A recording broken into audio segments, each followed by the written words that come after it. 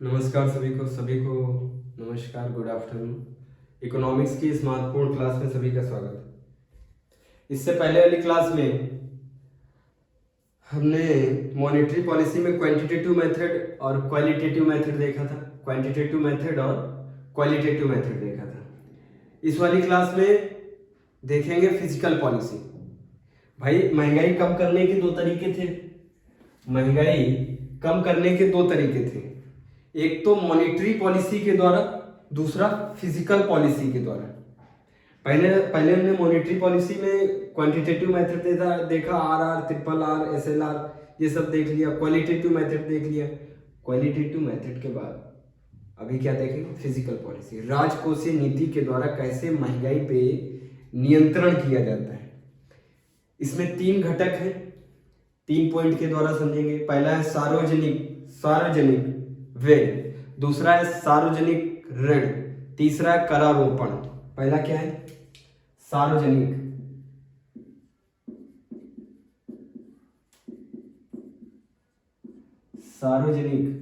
व्यय, इंग्लिश में कहते हैं पब्लिक एक्सपेंडिचर। दूसरा सार्वजनिक ऋण, पब्लिक डेप्थ। पहला सार्वजनिक व्यय, पब्लिक एक्सपेंडिचर, दूसरा सार्वजनिक ऋण, तीसरा करारोपण।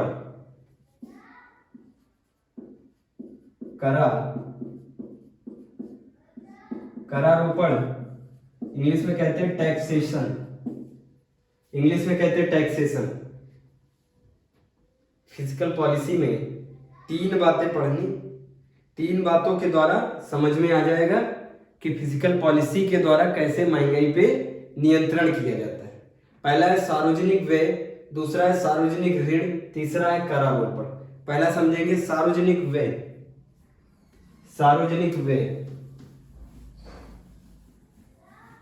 पहला समझेंगे सार्वजनिक व्यय में इन्फ्लेशन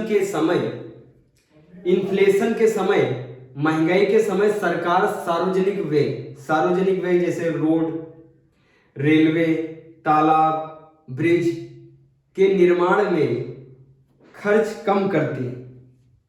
सार्वजनिक व्यय में देखेंगे, सार्वजनिक व्यय इसमें सरकार इन्फ्लेशन के समय, महंगाई के समय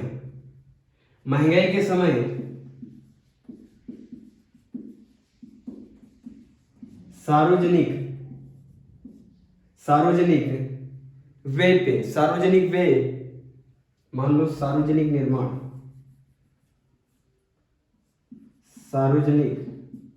निर्माण। अब अच्छा समझ में है। सार्वजनिक निर्माण जैसे रोड, रेलवेज, तालाब, दिख रहा है साहब? सार्वजनिक निर्माण पे, साइड में नहीं दिख रहा है, इस साइड से देख। सार्वजनिक निर्माण जैसे रोड, रेलवे, हाईवेज एक्सेट्रा। सार्वजनिक व्यय में हम कह रहे हैं कि हमें डिमांड एंड सप्लाई में सबसे मेजर ये समझना है, मेजर पॉइंट ये है कि महंगाई पे कैसे नियंत्रण किया जा सकता है। शुरुआत से ही बता रहे हैं, मार्केट से पैसा कम कर देना,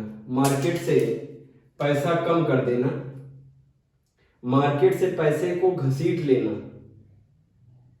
महंगाई पे नियंत्रण कहलाएगा। महंगाई पे नियंत्रण हो जाएगा। अगर मार्केट से, बाजार से पैसा कम हुआ तो महंगाई पे ऑटोमेटिकली नियंत्रण हो जाएगा। अभी देखो, सार्वजनिक व्यय देख रहे हैं फिजिकल पॉलिसी में। सार्वजनिक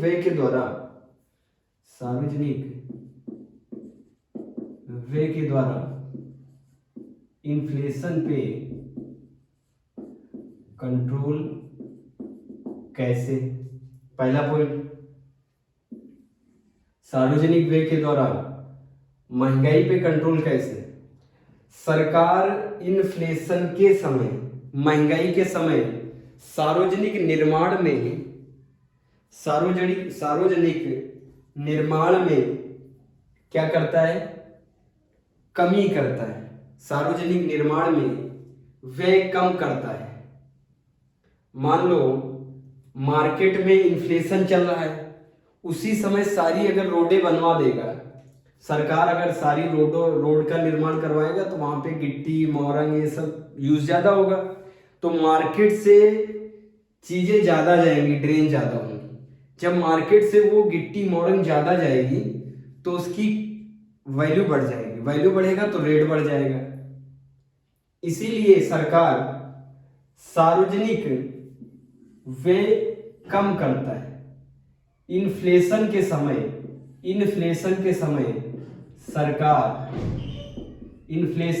सरकार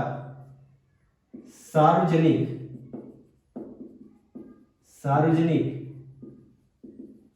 व्यय कम करता है। सार्वजनिक व्यय कम करता है। यही बात सार्वजनिक व्यय में तो समझा रहे। सरकार इन्फ्लेशन के समय, समझ में देख लो, महंगाई के समय सार्वजनिक निर्माण पे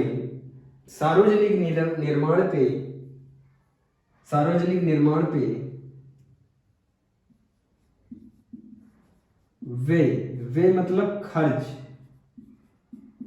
खर्च कम करता है।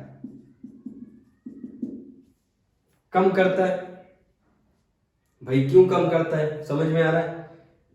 अगर वो ज्यादा खर्च करेगा तो ज्यादा निर्माण कराएगा तो ज्यादा मटेरियल उठाना पड़ेगा बाजार से ज्यादा मटेरियल उठाना पड़ेगा, कच्चा माल गिट्टी मोरंग ये सब ज्यादा उठाना पड़ेगा। ये सब चीजें जब ज्यादा उठाना पड़ेगा तो मार्केट से वो चीजें कम होंगी, उनकी वैल्यू बढ़ेगी। जब वस्तु एवं सेवाओं की वैल्यू बढ़ती है, औकात बढ़ती है, तो उनका प्राइस भी बढ़ता है। अगर ज्यादा गिट्टी मोरंग सरकार खपत करेगी, ज्यादा गिट्टी मोरंग सरकार यूज करेगी, तो उस पे क्या हो जाएगा, गिट्टी मोरंग सरिया पे क्या हो जाएगा, रेट बढ़ जाएगा, महंगाई बढ़ जाएगी। तो जब लोग जाएंगे गिट्टी मोरंग सरिया लेने तो उनको महंगी पड़ेगी। इसीलिए इन्फ्लेशन के समय सरकार सार्वजनिक निर्माण में नियंत्रण करके उनमें व्यय पे कम खर्च करता है, ताकि मार्केट में वस्तुओं का अभाव ना हो, ताकि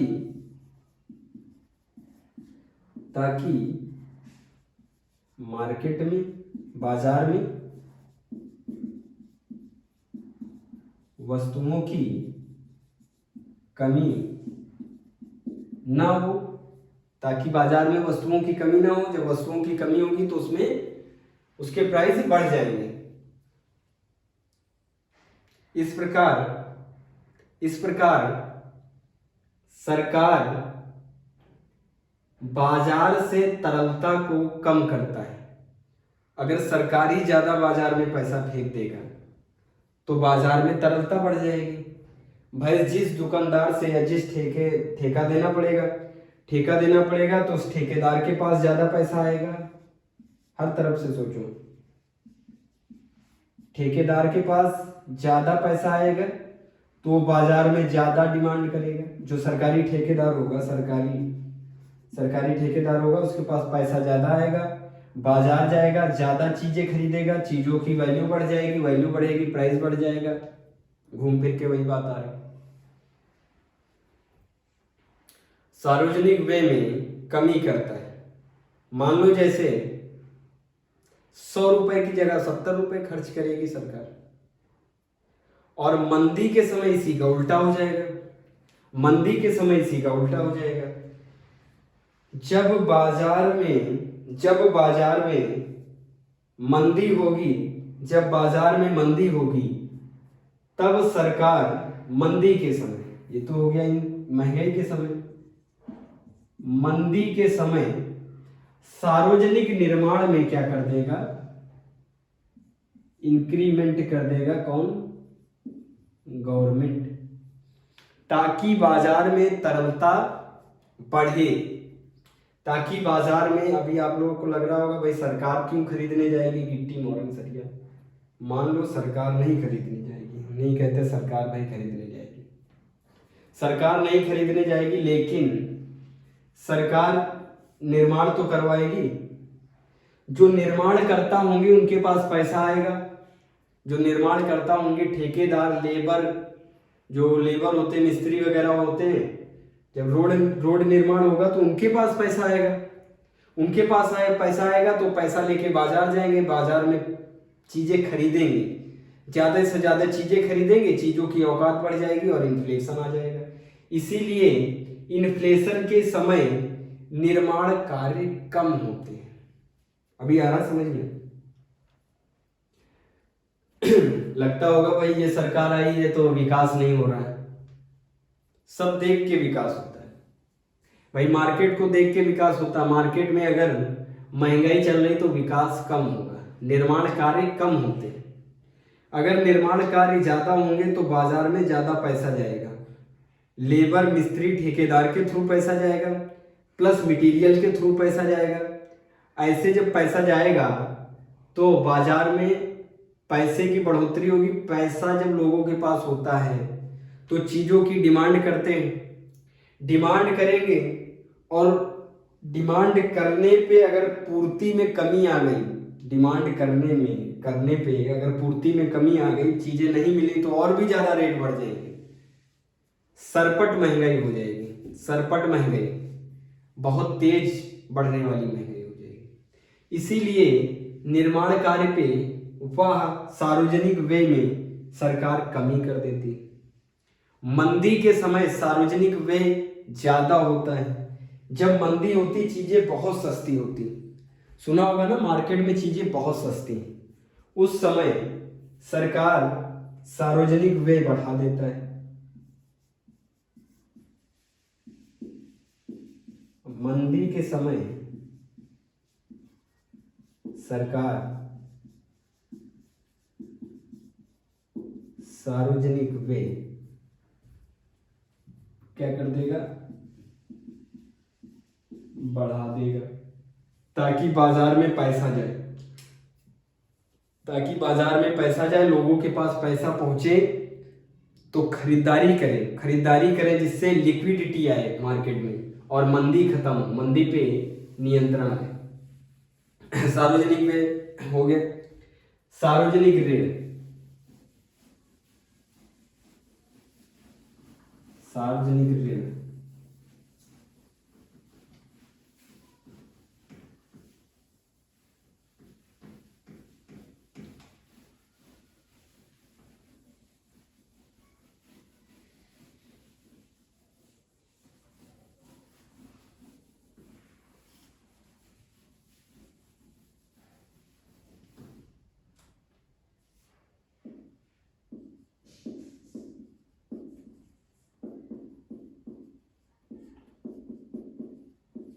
सार्वजनिक ऋण, पब्लिक डेब्ट। सार्वजनिक ऋण के माध्यम से कैसे सरकार महंगाई पे नियंत्रण करेगा? सुनना, इन्फ्लेशन की स्थिति में, महंगाई की स्थिति में सरकार बाहर से ऋण कम लेती है, सरकार भी उधार लेती है। जैसे वर्ल्ड बैंक, आईएमएफ, आगे पढ़ाएंगे, वर्ल्ड बैंक, आईएमएफ,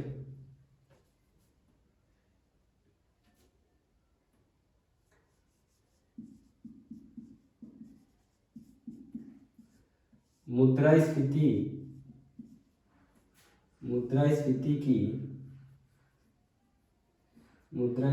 के समय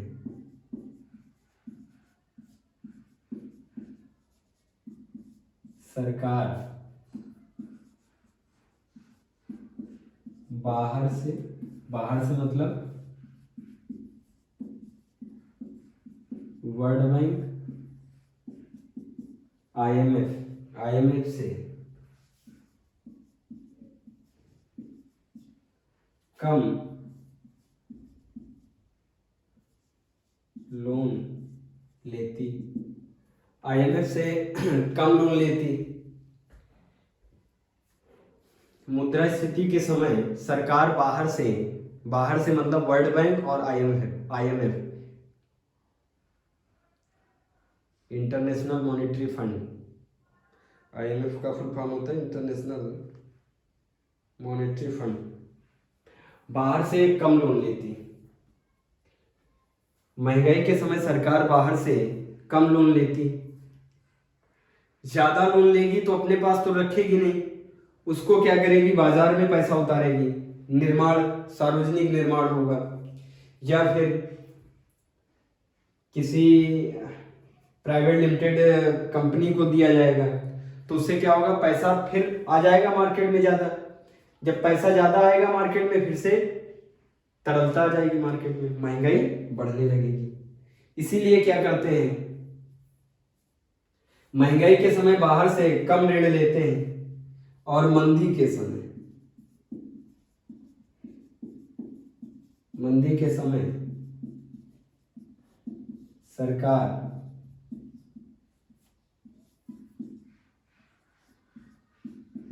बाहर से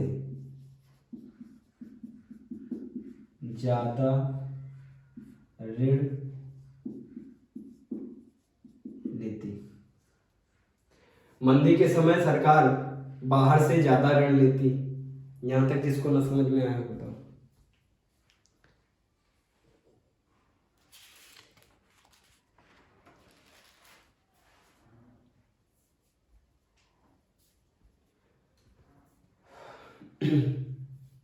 करारोपण, टैक्सेशन,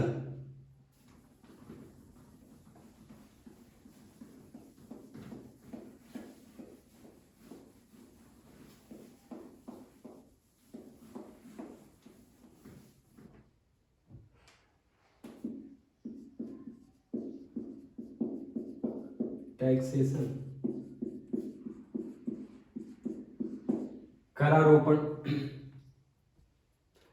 मुद्रास्फीति की स्थिति में सरकार करों में वृद्धि कर देती, टैक्स ज्यादा पड़ने लगता है।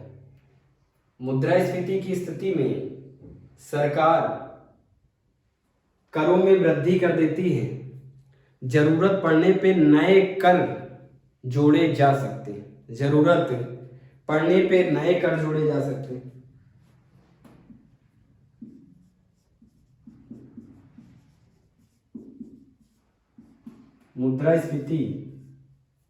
मुद्रास्फीति के समय सरकार करों में, टैक्स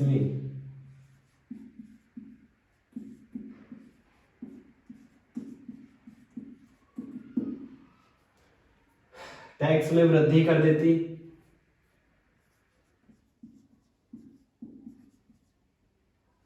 जरूरत पड़ने पे नए कर लागू कर, नए टैक्स भी लागू कर सकती है जरूरत पड़ने पे। ऐसा क्यों कर रही है? फिर वही बात, महंगाई कैसे कम होगी?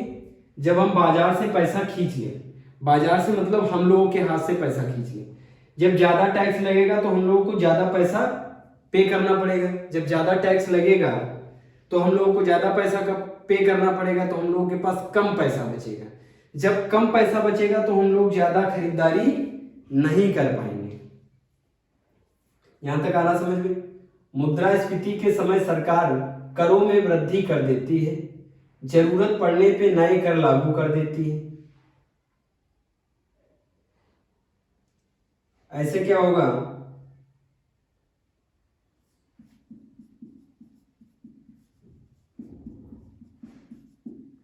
ऐसे के पास कम पैसा बचेगा। भाई ज्यादा जब टैक्स देंगे तो कम पैसा बचेगा उन लोगों के पास, हम लोगों के पास क्या कम पैसा बचेगा। ऐसे में कीमतों में हम लोग क्या कर पाएंगे, डिमांड नहीं कर पाएंगे। भाई जब पैसा नहीं होगा तो डिमांड नहीं कर पाएंगे, डिमांड विल बी डिक्रीज्ड। फिर क्या होगा, price will be also decrease, कीमतों में कमी आएगी। जब कीमतों में कमी आएगी तो मुद्रास्फीति पे नियंत्रण होगा। फिर उसका रिवर्स कर देना, जब बाजार में मंदी होगी तो सरकार करों में कमी कर देगी। टैक्स क्या कर देगी, डिक्रीज कर देगी, टैक्स में कमी कर देगी, करों में कमी कर देगी, गैर जरूरी कर समाप्त कर देगी। मंदी के समय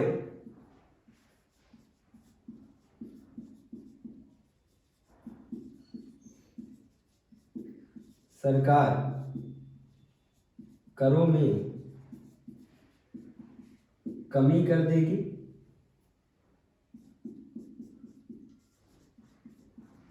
गैर जरूरी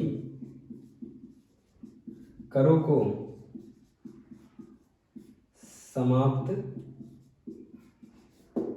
कर देगी, गैर जरूरी करों को समाप्त कर देगी, गैर जरूरी करों को समाप्त कर देगी। मंदी के समय नोट डाउन करो। इसके बाद हेडिंग डालो, अंतरराष्ट्रीय बाजार में संतुलन। अंतरराष्ट्रीय बाजार में संतुलन, हमने तो ये बात देख ली, बाजार में अपने देश की बाजार में संतुलन, महंगाई में संतुलन, मंदी में संतुलन। लेकिन हमारा व्यापार, हम लोग तो अपने देश के अंदर व्यापार करते हैं, बेचते और खरीदते हैं देश के अंदर, लेकिन देश दूसरे देशों से चीजें खरीदता है, दूसरे देश हम लोगों से चीजें खरीदते हैं, वो इंटरनेशनल मार्केट कही जाती है। अंतरराष्ट्रीय बाजार कहलाता है। अंतरराष्ट्रीय बाजार में संतुलन कैसे लाया जाता है?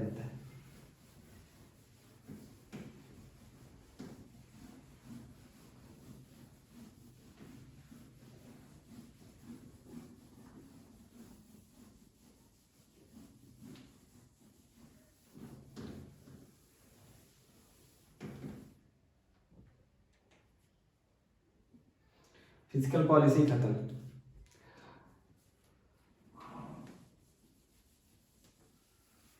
अंतरराष्ट्रीय बाजार में संतुलन।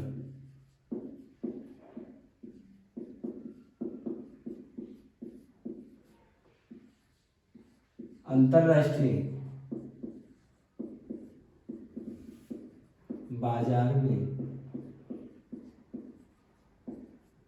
संतुलन। अंतरराष्ट्रीय बाजार में संतुलन। अंतरराष्ट्रीय बाजार में 3 मुद्राओं की स्थिति से संतुलन लाया जाता है। पहला है डीवैल्यूएशन, दूसरा है रीवैल्यूएशन, तीसरा है डीमोनेटाइजेशन। 3 बातें पढ़नी अंतरराष्ट्रीय बाजार संतुलन में। 3 बातें पढ़नी अंतरराष्ट्रीय बाजार संतुलन में। पहला डीवैल्यूएशन, दूसरा रीवैल्यूएशन, तीसरा डीमोनेटाइजेशन। पहला है डीवैल्यूएशन, अवमूल्यन।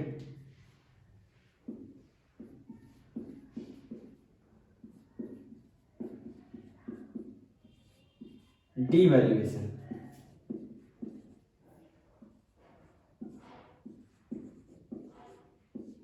अवमूल्यन।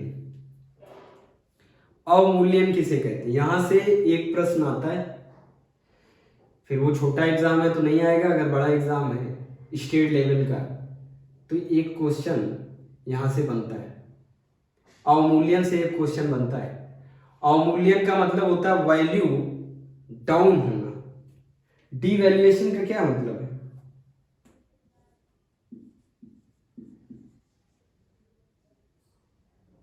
वैल्यू डाउन होना। डीवैल्यूएशन का मतलब है वैल्यू डाउन होना, डीवैल्यूएशन का मतलब है वैल्यू डाउन होना। यहां पे बात किसकी हो रही, मुद्रा की, तो यहां पे हो जाएगा मुद्रा की वैल्यू डाउन होना, मुद्रा की वैल्यू डाउन होना। कहां, अंतरराष्ट्रीय बाजार में।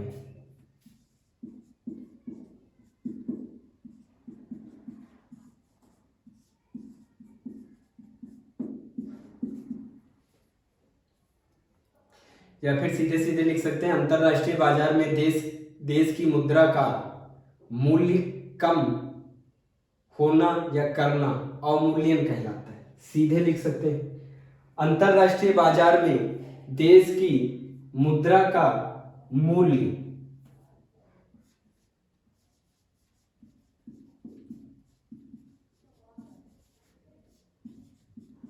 अंतरराष्ट्रीय बाजार में देश की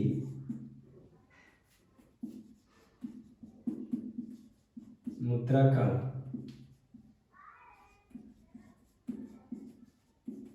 मूल्य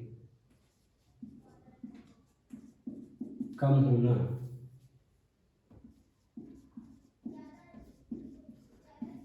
अवमूल्यन कहलाता है,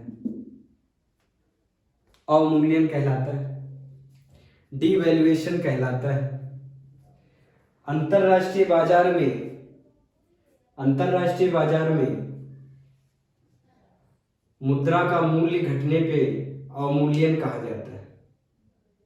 अंतरराष्ट्रीय बाजार में जैसे हमारे वहां क्या चलता है, रुपया,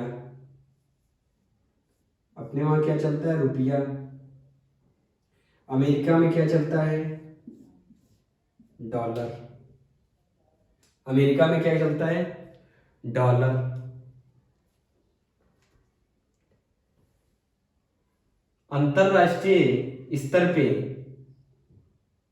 किससे कंपैरिजन होता है, किस मुद्रा से कंपैरिजन होता है, डॉलर से कंपैरिजन होता है। ज्यादातर, कई सारी मुद्राओं से होता है लेकिन ज्यादातर डॉलर से कंपैरिजन किया जाता है। इस समय क्या रेट चल रहा है, $1 बराबर 80 रुपया। $1 बराबर 80 रुपया। 1950 में क्या था, $1 बराबर 1 रुपया। अब देखो वैल्यू कहां पे डाउन दिख रही है, यहां पे वैल्यू क्या दिख रही, अप। यहां पे क्या दिख रही, डाउन। ये बात हो रही 2022 की, ये बात हो रही 1950 की। 1950 में $1 बराबर 1 रुपया था, लेकिन 2022 में $1 बराबर 80 रुपया है। अभी क्या हो गई, रुपए की वैल्यू कम हो गई 1950 के कंपैरिजन। वैल्यू क्यों कम होती है, सबसे बड़ी बात है, सबसे इंपॉर्टेंट ये जानना है कि वैल्यू क्यों कम होती है। भाई हमारे रुपए की वैल्यू क्यों कम हो गई, पहले तो ज्यादा थी। 1950 में देखो ना, 1 रुपए बराबर $1, अभी $1 बराबर 80 रुपए हो गई। मतलब कोई तुम्हें $1 देगा तो तुमको 80 रुपए देने पड़ेंगे। वैल्यू कम हो गई, नहीं हो गई। वैल्यू क्यों कम होती है देखना, मान लो श्रीलंका में, फिर एक एग्जांपल देखना, श्रीलंका में समझना ध्यान से वैल्यू कैसे कम हो रही है पैसे की। क्या अंतरराष्ट्रीय बाजार वाले फोर्स करते हैं कि भारत की ये रुपया की वैल्यू कम कर दी जाए, या भारत वाले सोचते हैं कि अपने पैसे की वैल्यू कम कर दे, या किसी अंतरराष्ट्रीय हमारे हम पे दबाव है कि वैल्यू कम कर दीजिए। ध्यान से समझना एग्जांपल के थ्रू।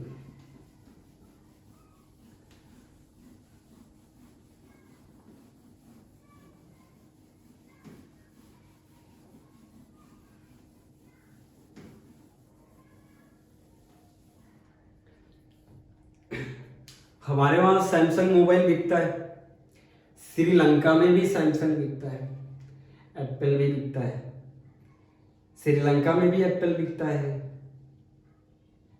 अपने वहाँ भी एप्पल बिकता है। सैमसंग यहाँ भी बिकता है, श्रीलंका में भी बिकता है। श्रीलंका में सैमसंग मोबाइल की कीमत है $100। श्रीलंका में कीमत है कितनी? $100। $100 में एक सैमसंग का M40 मोबाइल मिल जाता है। श्रीलंका में, ध्यान से समझना,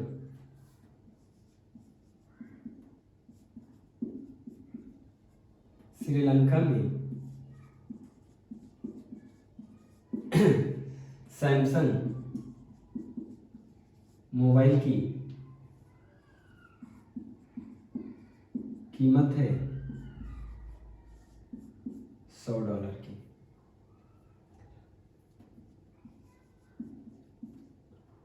भारत में सैमसंग के मोबाइल की कीमत है $120 की। $120 की। भारत में कितनी कीमत है? $120 की। मान लो मालदीव को मोबाइल खरीदना है, मालदीव को मोबाइल खरीदना है,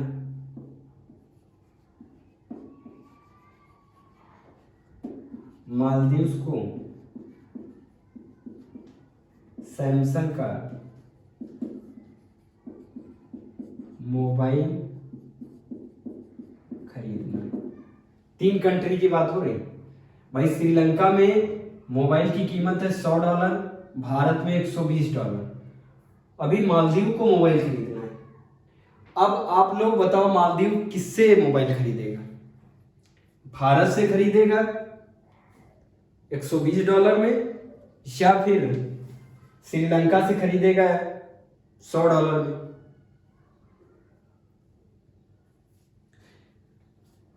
आप लोगों को मोबाइल एक जगह मिल रहा है 10,000 रुपए का, आप लोगों को एक जगह पे मिल रहा है मोबाइल 10,000 रुपए का, वही मोबाइल दूसरी जगह मिल रहा है 7,000 रुपए का, तो आप कहां से खरीदेंगे? 7,000 वाले भी वहां से खरीदेंगे। 7,000 के वाला 7,000 वाले वहां से खरीदेंगे? नहीं खरीदेंगे भाई, अपनी बचत करेंगे। ध्यान से सुनिए।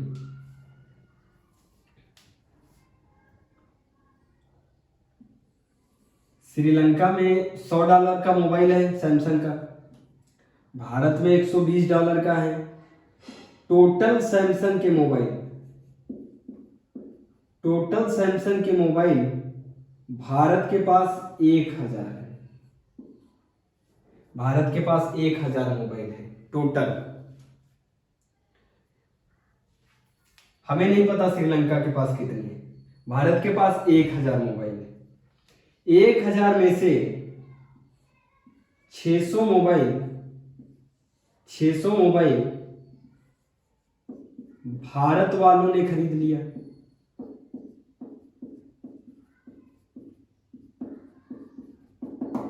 दिख रहा है सब? भारत वालों ने खरीद लिया। 600 मोबाइल भारत वालों ने ही खरीद लिया, हम लोगों ने अपने ही वहां खरीद लिया। बच कितने गए? हम M40 की बात कर रहे हैं, मोबाइल आते हैं M40। 400 मोबाइल बच गए। 400 मोबाइल बच गए। इनको कोई नहीं पूछ रहा है। भारत में ये 400 मोबाइल कोई नहीं पूछ रहा। भारत में ये 400 मोबाइल कोई नहीं पूछ रहा। हर चीज की लाइफ होती है। जैसे हम लोगों की लाइफ होती है भाई, 100 साल लिमिट है, 100 साल की हम लोगों की लाइफ होती, उसी प्रकार भाई दुनिया में हर चीज की लाइफ होती। मिट्टी की भी लाइफ होती। मिट्टी के जो घर बने होते हैं, बहुत पुराने घर गिर जाते हैं, मिट्टी उसकी क्या हो जाती? खराब मिट्टी हो जाती। हर चीज का समय होता है। अब बताओ, ये रखने से कोई फायदा है? भारत वालों को ये 400 मोबाइल रखने से कोई फायदा है? बेच देने से फायदा है, बेच देने से फायदा है। अब इसको अपना मूल्य कितना घटाना पड़ेगा?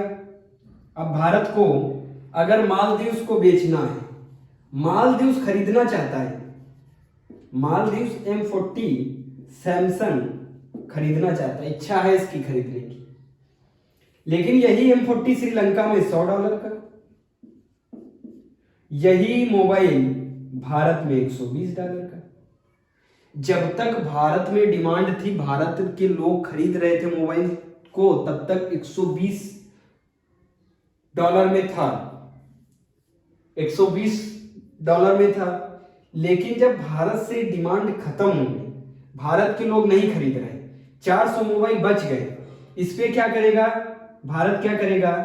अपने मूल्य को डाउन नहीं करेगा तो मालदीव खरीदेगा नहीं, मालदीव इससे खरीद लेगा। या तो भारत इसको $100 करे, 120 को कितना करे? $100 करे, या फिर $90 करे, तब तो मालदीव खरीदेगा। तो भारत अगर $100 करता है, तो मालदीव से एक बार फिर प्रीफर करेगा किसको? भाई उसके पास चॉइस है ना, वो कहेगा इतने का तो वहां भी मिल रहा है, तो भारत कितना कम कर देगा? $90। कितने मोबाइल है इसके पास? M40 400 है। तो भारत ने क्या किया? अपने मूल्य को कम कर दिया। भारत ने खुद अपने मूल्य को अंतरराष्ट्रीय बाजार में कम किया, तब मूल्य कम हुआ। जब उसने कम किया तब मूल्य कम हुआ। अंतरराष्ट्रीय कोई दबाव नहीं होता है।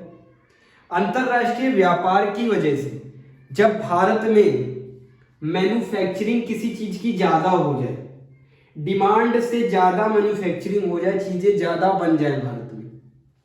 भाई जरूरत थी भारत में यूज होने की 600 मोबाइल, भारत ने बना लिया 1000 मोबाइल M40, 400 मोबाइल बच गए, 1 साल से रखे हुए हैं, बिक नहीं रहे। अब रखने से तो ये डेड हो जाएंगे, रखने से कोई फायदा नहीं। इनको बेचे, या तो भारत के अंदर बेचे या तो भारत के बाहर बेचे, या तो भारत के अंदर बेचे। अच्छा, भारत के अंदर जब बिकेगा, ये जो अंतरराष्ट्रीय डिवैल्यूएशन होता है, ये भारत के अंदर कोई इफेक्ट नहीं पड़ता। इस मूल्य के कम होने पे ये अंतरराष्ट्रीय बाजार पे ₹90 हो गया, लेकिन जरूरी नहीं है भारत में इसके रेट गिरे हो सकता भारत में ये ₹7000 का ही हो, भारत में एक भी रुपए ना गिरा हो, लेकिन अंतरराष्ट्रीय बाजार में कितने का हो गया? $90 का। अंतरराष्ट्रीय बाजार में $90 का ये मोबाइल हो गया। अब मालदीव खरीद लेगा। अब मालदीव क्या करेगा? खरीद लेगा। जब अब समझ में आया मूल्य क्यों कम होता है, अवमूल्यन की स्थिति क्यों आती। कई बार सुना होगा डिवैल्यूएशन, भाई डॉलर ज्यादा में चल रहा है, रुपया कम में चल रहा है। जब भारत से डिमांड कम हो, अंतरराष्ट्रीय बाजार में डिमांड कम हो, चीजें अंतरराष्ट्रीय बाजार में कम मांगी जा रही हैं और यहाँ पे चीजें बन ज्यादा रही हूँ, तो चीजें यहाँ रखने से कोई फायदा नहीं। उस पर यही रणनीति अच्छी है कि इसके रेट कम कर दिए जाएं, दूसरे देश के कंपैरिजन इसमें रेट कम कर दिए जाएं और इसको अंतरराष्ट्रीय बाजार में बेच दिया जाए। अभी तो मालदीव कह रहे हैं, हो सकता है ऑस्ट्रेलिया हो, जापान हो, खुद अमेरिका हो, कई सारे देश हो सकते हैं। तो समझ में आया अवमूल्यन की स्थिति क्यों आती। अवमूल्यन की स्थिति आई समझ में, लिखवा देते हैं अवमूल्यन की स्थिति क्यों आती।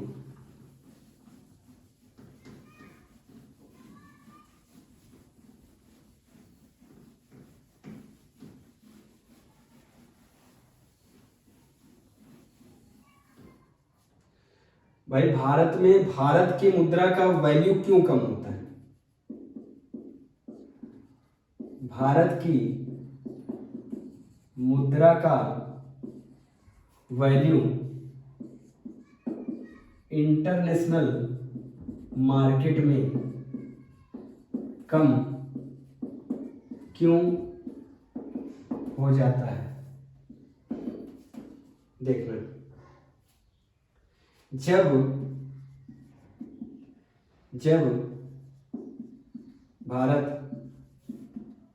जब भारत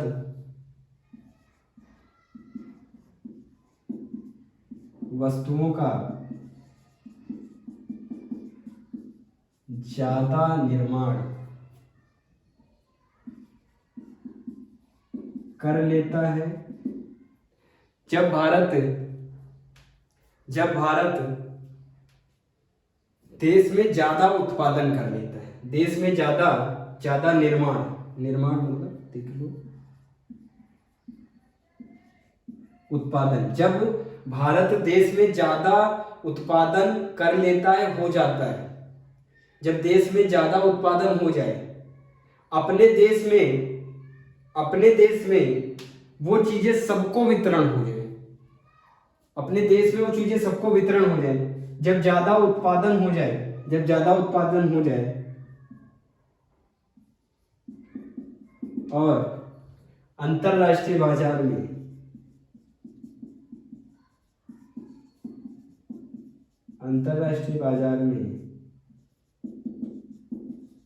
मांग कम हो, अंतरराष्ट्रीय बाजार में मांग कम हो,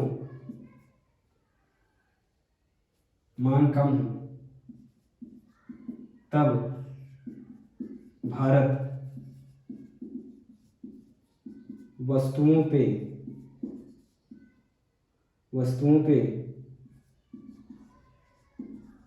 मूल्य घटा देता है, तब भारत वस्तुओं पे मूल्य घटा देता है। इस प्रकार अवमूल्यन की स्थिति आ जाती है, इस प्रकार अवमूल्यन की स्थिति आ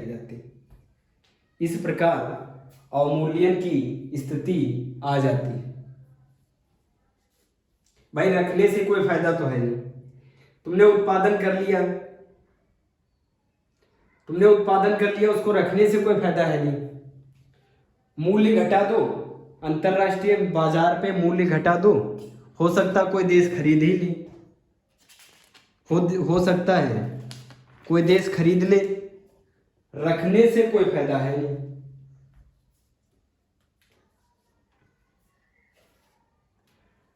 पॉइंट लिख लेना, किसी देश में अवमूल्यन करने पे, अपनी मुद्रा का मूल्य घटाने पे, उस देश के निर्यात में, निर्यात मतलब चीजों को बाहर भेजना, आयात मतलब बाहर से चीजें अंदर लाना,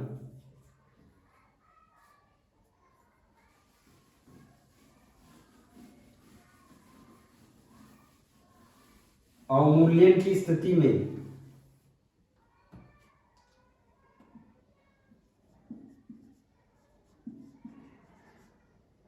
अब तो आ गया ना अवमूल्यन समझ में। अवमूल्यन मतलब अपने देश की मुद्रा का वैल्यू कम कर देना अंतरराष्ट्रीय बाजार में, देश के अंदर नहीं, अंतरराष्ट्रीय बाजार में। अवमूल्यन की स्थिति में निर्यात ज्यादा होता है, मतलब लिख देते हैं भाई, मतलब वस्तुएं ज्यादा बाहर बेची जाती हैं, आयात कम होता है, आयात कम होता है, बाहर से अंदर चीजें कम आती हैं, मतलब हम लोग खरीदते कम है, बेचते ज्यादा है। अवमूल्यन की स्थिति में जब रेट कम कर दिए हमने अपनी चीजों का, इस टी शर्ट का रेट हमने कम कर दिया, तो ये चीजें बिकेंगी, ज्यादा बिकेंगी, ऑब्वियस सी बात है, निर्यात ज्यादा होगा। अवमूल्यन करने पे दूसरा इंपॉर्टेंट है, ये point, this point is most important for your exam. अवमूल्यन करने पर देश के अंदर वस्तुओं व सेवाओं की कीमतों में कोई प्रभाव नहीं आता। अवमूल्यन करने पे देश के अंदर वस्तुओं व सेवाओं की कीमतों में कोई प्रभाव नहीं पड़ता, जबकि अंतरराष्ट्रीय बाजार में देश की मुद्रा का मूल्य कम हो जाता है। भाई लिख लेना, this point is also very important.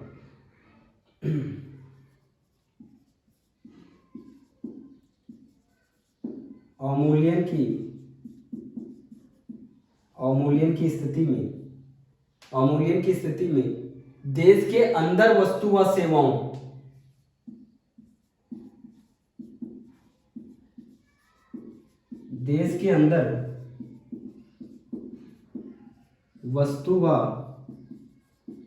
सेवाओं की कीमतों में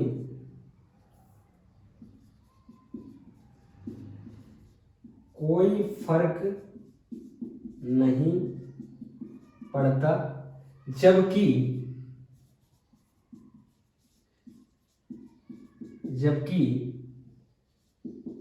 अंतरराष्ट्रीय बाजार में कीमतों में कमी आ जाती, कीमतों में कमी हो जाती।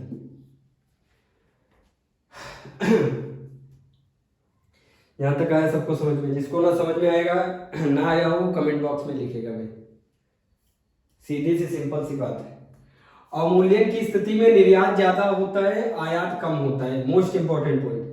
अवमूल्यन की स्थिति में डायरेक्ट याद कर लो। अवमूल्यन की स्थिति में हमने समझा दिया, अवमूल्यन की स्थिति में निर्यात ज्यादा होता है, आयात कम हो जाता है। अवमूल्यन की स्थिति में देश के अंदर प्राइस में कुछ नहीं होता है, देश के अंदर जो प्राइस चल रहा वही चलेगा। भाई ये टी शर्ट 1200 रुपए की थी, तो ये 1200 रुपए की ही मिलेगी हमको। ये टी शर्ट 1200 की ही मिलेगी, 1200 की ही मिलेगी। लेकिन ये टी शर्ट बाहर इसके रेट कम हो जाएंगे, क्योंकि बाहर ज्यादा उनको बल्क में चीजें बेचनी, तो बाहर ये कितने की हो जाएगी? अंतरराष्ट्रीय बाजार में हो सकता है कर दें 800 रुपए की, 400 रुपए कम कर दें, ताकि बाहर ज्यादा ये बिके। अवमूल्यन समझ में आया? अभी देखो, भारत में मुद्रा का अवमूल्यन 3 बार किया गया है। भारत में मुद्रा का अवमूल्यन 3 बार किया गया है। भारत में मुद्रा का अवमूल्यन 3 बार किया गया है।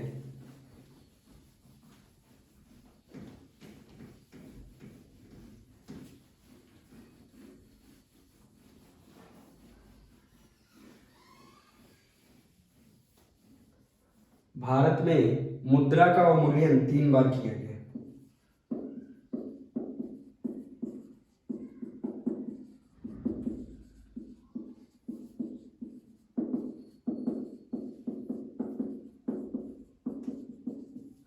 भारत में मुद्रा का अवमूल्यन 3 बार किया गया है। एक तो 1949 में, दूसरा 1966 में, और तीसरा 1991 में।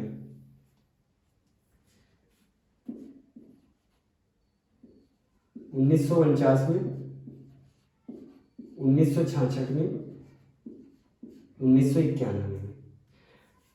हमने पंचवर्षीय योजना पढ़ाया है। क्या 1949 में पंचवर्षीय योजना थी? नहीं। क्या 1966 में पंचवर्षीय योजना थी? नहीं, अवकाश था। 1991 में पंचवर्षीय योजना थी? नहीं, अवकाश था।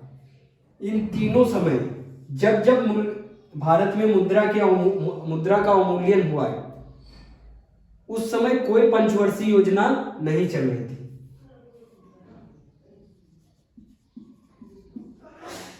अवमूल्यन के समय पंचवर्षीय योजना